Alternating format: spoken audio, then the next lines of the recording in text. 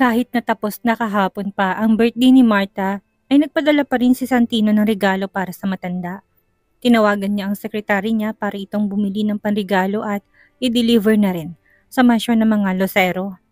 Hey, good morning. Bati ni Lian. Mabilis namang itinago ni Santino ang cellphone niya. Napatingin dun si Lian pero hindi niya na yon masyadong inisip. Hindi niya rin naman nakita ang cellphone ni Santino. Good morning. Bati rin ni Santino saka siya tumingin sa malawak na hardin ng bahay ni Lian. Naupo si Lian sa katabing sofa matapos niyang ibaba ang daladala niyang tray na may lamang kape, mga bread at iba't ibang klase ng cookies. Magkape ka muna, aniya. Saka siya sumimsim sa kape niya at nanahimik na. Nakatitig sa kanya si Santino pero hindi yun napapansin ni Lian dahil masyadong okupadong isip niya sa maraming bagay. Napapaisip na lang si Santino kung dito na lang ba siya magtatago pero naisip niya rin ang kalagayan ni Lian. Kung magpapatuloy na mananatili siya sa tabi nito, siguradong hindi titigil ang pamilya ni Lian para husgahan sila. Nanahimik na lang din si Santino. Saka siya nagsimulang magkape at kumain ng bread. Uminom pa lang siya ng kape nang marinig nilang sigaw ni Marta. Mabilis na napatayo si Lian dahil sa takot. Nagulat na lang si Lian ng ibato ng lola niyang isang alahas kay Santino. Bibitawan pa lang sana ni Santino ang hawak niyang kape nang tampalin ni Marta ang kamay niya dahilan para mabuhos kay Santino mainit na tubig. Natutup na lang ni Lian ang bibig niya dahil alam niyang mainit yon. Blanko lang naman ang mukha ni Santino at nanatiling kalmado.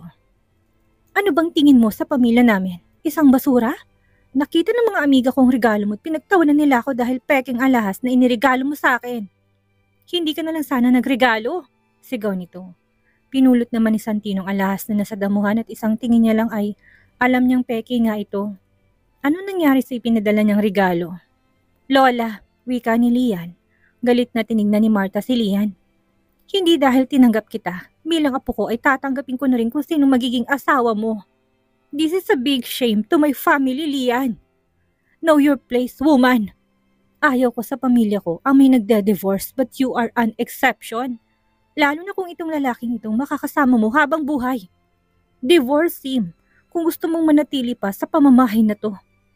May diing saad ni Marta, saka ito umalis. Napayuko na lang si Lian nang maalala niyang nabuhusan ng mainit na tubig si Santino ay tinignan niya ito. Blanko lang namang nakatingin sa kanya si Santino.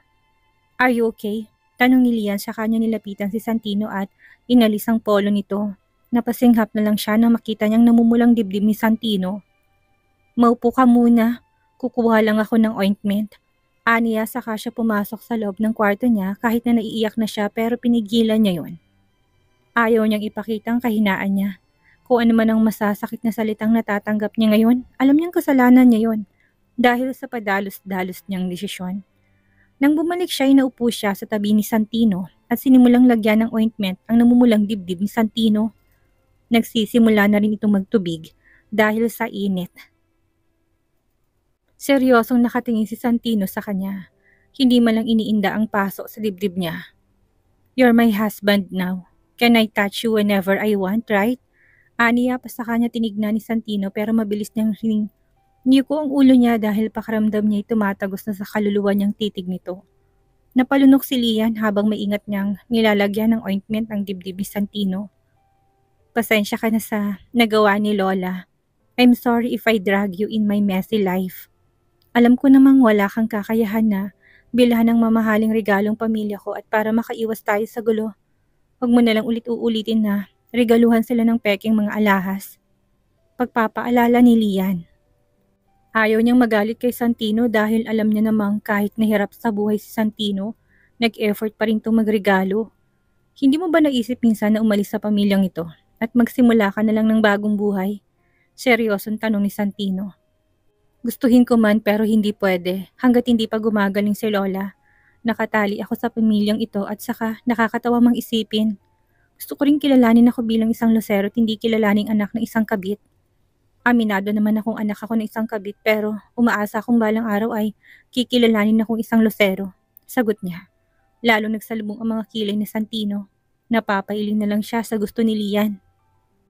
Handa pa rin ba siyang magtiis sa panlalait at pangliliit sa kanya ng kanyang pamilya? Gusto mong mapabilang sa pamilya nila. Hindi mo ba nakikita kung anong klaseng pamilya meron ng iyong ama? Ikaw ang pinakakakaiba sa kanila, Lian. Huwag mo nang pangarapin na mapabilang ka sa pamilya nila dahil kahit na baliktarin mong mundo, hindi na maaalis sa pangalan mong pagiging illegitimate daughter unless your father will marry your mother. Parang kang saad ni Santino dahil para sa kanya, mas mabuti nang hindi mapabilang si Lian sa pamilya ng mga Lucero. Napabuntong hininga na lang si Lian. Saka siya tumayo nang matapos niyang lagyan ng ointment ang dibdib ni Santino. Ramdam na ramdam niyang matigas na katawan ni Santino at minsan pa siyang napatingin sa six-packs abs nito. Gaya ng sabi ko sa'yo, hindi ako aalis sa pamilyang ito dahil si Daddy ang nagpapagamot kay Lola. I don't want to be a selfish para lang makuha kong freedom na gusto ko. Wala pa rin ako napapatunayan kaya paano ko bubuhayin ang sarili ko? Ang lola ko at paano ko may bibigay ang maintenance niya? Kung yung sasahurin ko sa trabaho ko'y kulang pa para sa sarili ko. Stop saying that as if you're really concerned about me. Sagot ni Lian saka siya pumasok sa loob ng kwarto niya. Nang makaalis naman si Lian ay tinawagan ni Santino ang sekretary niya at tinanong kung anong nangyari sa alahas na pinabili niya and the jewelry is worth of million. Napahilot na lang si Santino sa sentido niya nang malaman niyang ang half-sister ni Lian ang tumanggap ng padala niya. Nagluto ng pagkain si Santino dahil wala naman siyang ginagawa. Naiwan siya mag-isa sa kwarto ni Lian dahil pumasok sa kumpanya. Nang matapos siyang magluto ay nilagay niya na sa lunchbox ang mga pagkain saka siya nagtungo sa kumpanya ng mga Lucero na natiling mahabang mga buhok at bigote niya dahil oras na nilinis niya ang sarili niya, marami ng posibleng makakilala sa kanya. Pinunta ni Santino si Lian para ihatid ang mga pagkain na niluto niya dahil wala naman siyang ginagawa pero nasa meeting ito kaya naghintay siya sa labas ng conference room. Nang matapos ang meeting ay nagsilabasan ng mga tao sa loob ng conference room at pinagtitinginan siya ng mga ito. Kilala niyang ibang lumabas mula sa conference room pero hindi niya nalang pinagtuunan ng pansin ng mga ito. Si Lian ang hinihintay niyang lumabas para lang ihatid ng pagkain. Ayaw niya makulong sa loob ng bahay ng mga Lucero dahil pakiramdam niya ay mababaliw siya. Bawal ang pulubi dito. Paano ka nakapasok? Tanong ng isang lalaki. Tinignan ni Santino sarili niya pero hindi naman mukhang pulubi ang suot niya. Mahaba lang ang buhok at bigote niya. Tahimik lang si Santino, walang pakialam sa panghusga sa kanya dahil hindi niya rin naman gustong isiwalat ang tunay niyang pagkatao. Samantala naman ay busy pa si Lian makipag-usap sa ibang board of directors. Naagaw lang ang atensyon niya nang marinig niyang tawag sa pangalan niya, kaya mabilis siyang lumabas. Nakita niya naman si Santino na pilit ng pinapaalis ng dalawang gwardya. Napalunok siya sa kanya tinignan ng ilang mga binata na nakatingin kay Santino at pinagtatawanan ito. Let him go. I know him. Saad ni Lian sa mga gwardya kaya pinagtinginan siya ng mga board of directors at business partners ng kumpanya nila. Is it true na asawa mo siya? Natatawang sagot ng isang babae. Hindi naman nakasagot si Lian. Binitawan na rin ng mga gwardya si Santino kaya lumapit na si Santino kay Lian. No, he's not. Isa lang siya sa mga pulubing tinulungan ko. Pagsisinungaling niya, nasaktan naman si Santino sa sinabi ni Lian. Hindi dahil itinanggi siya bilang asawa, kundi dahil pulubi ang pakilala ni Lian sa kanya. Alam niyang ikinakahiya na siya ni Lian dahil sa itsura niya. Nang may iwan silang dalawa ay hinarap ni Lian si Santino. What are you doing here?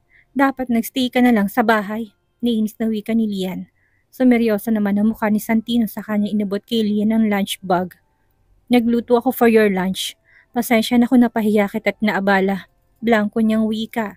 Nang hindi naman kinuha ni Lian ang lunch bag ay hinawakan na ni Santino ang kamay ni Lian at nilagay doon ang lunch bag bago siya tuluyang umalis. Gustong mag-sorry ni Lian pero pinigilan niya sarili niya dahil hindi niya naman inutusan si Santino na pumunta ito sa kumpanya. Nang makalabas si Santino sa kumpanya ay lumayo pa siya ng konti.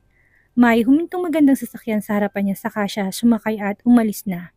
Nasa driver's seat naman ang executive secretary niya. Wala ka pa rin bang balak na magpakita sa pamilya mo, sir? Kinuha na ng inyong ina ang mga magagaling na detective at inimbestigador para ipahanap kayo. Kailangan na rin kayo ng kumpanya. Pangungulit na naman ni Justin. Sa tuwing umaalis siya, palagi siyang nag-iingat dahil alam niya na pinapasundan siya ng ina ni Santino. Isinandal lang naman ni Santino ang likod niya sa sandalan at tumingin sa labas ng bintana habang salubong ang mga kilay niya.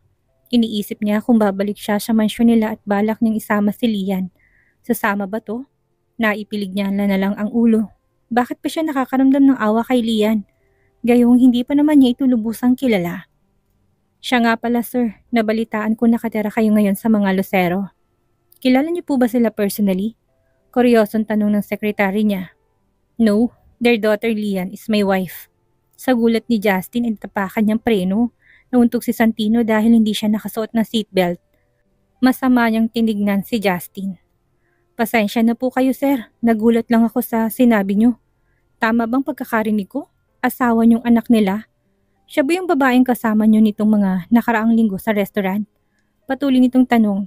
Tanging-tango lang naman ang isinagot ni Santino sa muling tumingin sa labas ng bintana. Paano naging asawa niyo? Wala naman akong nababalitaan na may karelasyon kayo.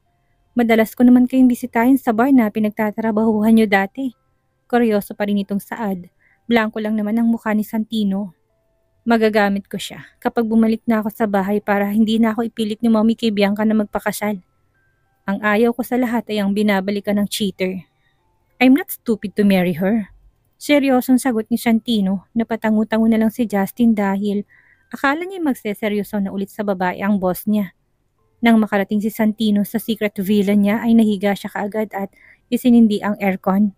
Electric fan lang kasi ang gamit niya sa veranda ng kwarto ni Lian. Ginawang una ni Santino ang dalawang braso niya saka siya tumitig sa kisame.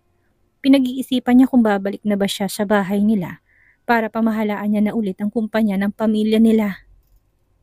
Wala rin namang pakinabang sa pamilya nilang nag-iisa niyang ate. Wala itong ginawa kundi ang mag-travel at mag-shopping sa iba't ibang bansa. Kung aakitin niya ba si Lian na sumama sa kanya, sasama ba ito sa kanya? Seryoso ang mukha ni Santino at seryosong nag-iisip. Paano niya mapapapayag si Lian kung isisiwalat niya ba ang tunay niyang pagkatao? Tatanggapin ba siya ni Lian? Salubong na ang kilay ni Santino. Napapaisip pa rin siya kung ano nga bang tunay na ugali ni Lian. Kung nalalaman ba nitong tunay na pagkatao ni Santino at ang kalagayan niya sa buhay. Matutuwa ba si Lian? Ipapakita na ba nito ang tunay niyang ugali? Paano kung katulad din ito ng isang babaeng nasisilaw sa pera? Didikit lang sa kanya dahil sa pera at katayuan niya. Napangisin na lang si Santino saka siya napailing dahil sigurado siyang matutuwa si Lian kapag nalaman itong galing sa mayaman si Santino. Isang malalim na buntong hiningang pinakawalan ni Lian habang nakatingin sa schedule niya. Sa susunod na linggo ng anniversary ng kumpanya nila. Tumingin siya sa veranda niya, pinag-isipan niya kung isasama niya ba si Santino. Wala naman siyang gagawin sa araw na yon. Pero gusto pa rin niya na pumunta lalo na at parte rin naman siya ng kumpanya. Alam niyang wala siyang makakausap dahil wala naman siyang kaibigan sa kumpanya. Lalo na't kilala siya bilang anak sa labas ni Warren Lucero. Mas gusto nila si Trixie at naintindihan naman yun ni Lian dahil si Trixie ang legal na anak. Naintindihan niya naman ang nararamdaman ng half-sister niya at ng pamilya ng kanyang ama. Sino bang hindi magagalit sa isang anak ng kabit? Tumayo siya sa kinaupuan niya saka siya nagtungo sa veranda para sana kausapin si Santino. Napakunot siya ng noo nang hindi niya ito makita.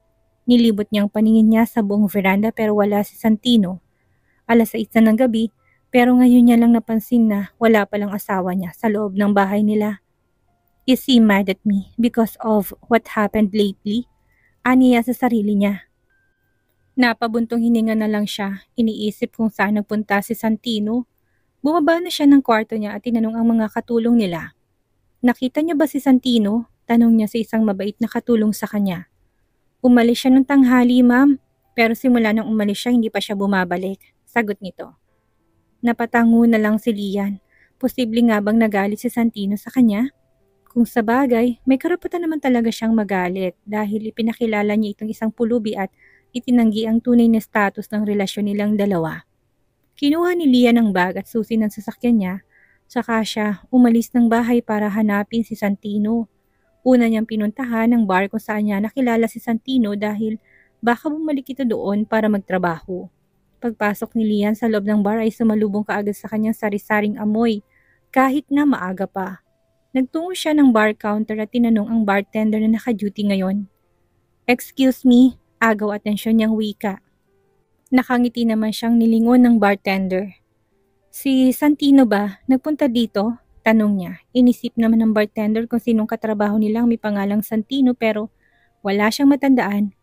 Sigurado ka bang Santinong pangalan niya, miss? Wala kasi akong kilalang Santino dito, sagot ng bartender. Napakunot ng noo si Lian dahil hindi siya pwedeng magkamali, lalo na't alam niyang Santinong nakalagay sa marriage certificate nila. Hindi ko alam kung nag-resign na siya dito o hindi pa pero dito ko siya nakilala at Santino ang pangalan niya. Alalahanin mo lang baka sakaling makilala mo rin. I'm looking for him. Aniya pa pero umiling ang bartender dahil kilala niya lahat na nagtatrabaho sa bar pero walang Santino ang pangalan sa katrabaho niya. Ano bang itsura niya, miss? Mahabang buhok niya, pati bigote, matangkad at may magandang pangangatawan. Pagde-describe niya, napatango-tango naman ng bartender na may ma-realize siya kung sinong binabanggit ni Liam.